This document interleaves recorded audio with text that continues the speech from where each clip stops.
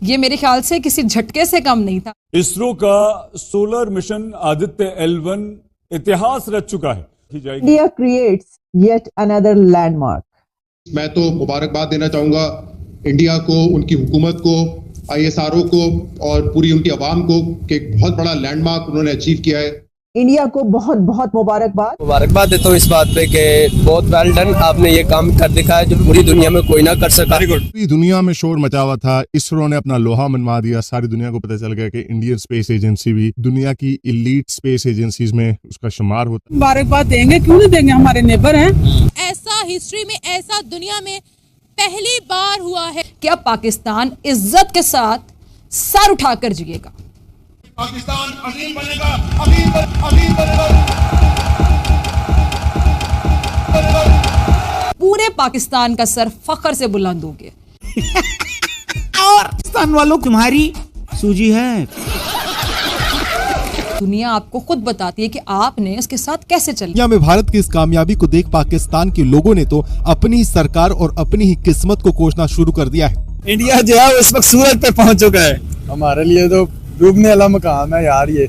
मतलब इंडिया आपको अफसोस हो रहा है बहुत ज्यादा। ये पाकिस्तानी ये कुछ भी नहीं कर सकते, ये पाकिस्तान की। सैल्यूट हमारी तरफ से, मेरी तरफ से ये सैल्यूट, मेरी तरफ से ये सलाम है इंडिया के साइंसदानों। दुनिया का जो सेंटर ऑफ अट्रैक्शन है वो इस वक्त इंडिया बन चुका है और इंडिया आपको जो है अगला सुपर पावर जो है बनते हुए दिखाई। इस पे पैसा बहुत खर्च होता है टैक्स पेयर का, इसीलिए इस पे बाहर ममालिक में तनकीद भी होती है कि इतना पैसा आवाम पे लगाने के बजाय आप स्पेस रिसर्च में लगाते हैं। बट मेरे ख्याल से बहुत बड़ी अचीवमेंट है और जैसे मैं कहता रहा हूँ, एक तरफ जहाँ पे बड़ी खुशी भी है उनके लिए कि उन्होंने ये लैंडमार्क अचीव किया है, अफसोस भी होता है, दुख भी होता है कि हम इस वक्त कहाँ खड़े हैं।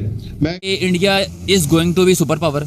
ये जो पूरी इस वक्त सूरत हाल है उसके पीछे कुछ ना कुछ किसी ने कुछ सोचा है और तब ये आज भारतीय जो है दुनिया भर में हर तरफ मुख्तलिफ जो टेक कंपनीज हैं या मुख्तलिफ जो प्लेटफॉर्म्स हैं उनमें टॉप पोजीशंस में। पाकिस्तानियों ने माना है कि अब उनका भारत के साथ कोई मुकाबला नहीं है क्योंकि भारत अब बहुत आगे निकल चुका है और पाकिस्तान आज भी आटा और दाल के लिए जद्दोजहद कर रहा है। मेड इन इंडिया बना दिया उस बंदे ने आते साथ ही। बेसिकली आपको कह रहा हूँ कि जो नरेंद्र मोदी है ना, वो ज्यादातर टेक्नोलॉजी की तरफ बात है ना, ये वाली सूरज वाली, ये नामुमकिन सी बात है। ये बहुत मुश्किल है कि सूरज तक कोई पहुंचे। इसको कहते हैं कि सोचना भी ना, हरगिज नहीं, कोई चक्कर नहीं। नहीं, मैं नहीं मानता कि इंडिया सूरज पर पहुंच गया। सर आपको मानना पड़ेगा, इंडिया आज जो है वो 6 जनवरी 4 PM को सूरज पे लैंड कर चुका है। किसी तौर भी काबिले कबूल नहीं, क्योंकि हमें तो बार बार कहा जाता रहा ना इतने सालों से डू मोर और हम भी करते चले गए।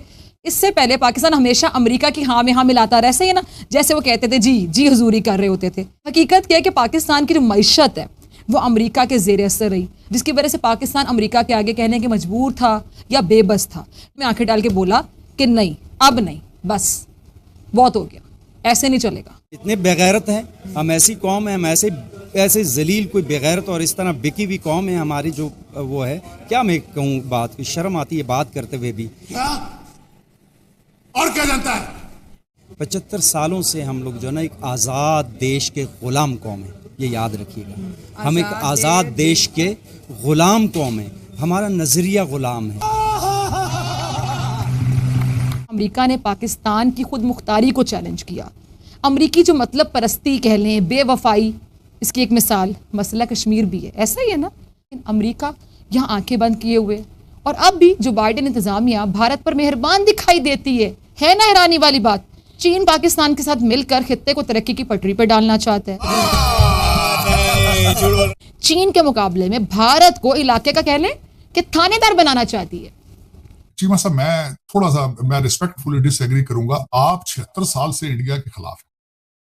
76 साल में 4 जंगें लड़ दी, क्या बिगाड़ लिया आपने इंडिया? सही पकड़े हैं। अब पाकिस्तान अच्छी तरह से समझ चुका है। मैं तो यही कहता हूँ कि इंग्लैंड को वापस कर दें, पाकिस्तान उनको दे दें वापस, हमसे चल नहीं रहा। हम 50 इंडिया भी हमारे साथ था ना, इंडिया भी हमारे साथ था ना, ये उनको वापस दे दें, ऐसे ही है, वो चला लेंगे। इंडिया को दे दें। वो कहते हैं हम नहीं लेंगे, वो कहते हैं भाई हमने बड़ी मुश्किल से स्टेबिलिटी की वो सही कह रहे हैं ना, उन्होंने इनको गरीबों को लेकर करना क्या है? हर बंदा तो यहाँ पे मांगने वाला है। बताओ हमारे धंधे के बारे में क्या जानते हो तुम? आप 200 यूनिट की बात कर रहे हो, उनके तो यूनिट फ्री हैं, किताबें फ्री हैं, राशन फ्री है, पता नहीं वहाँ पे क्या क्या फ्री है। ठीक है, वो हिंदू हैं। यार इतने धमाके इंडिया की मस्जिदों में क्यों नहीं होते, हमारी मस्जिदों में होते हैं।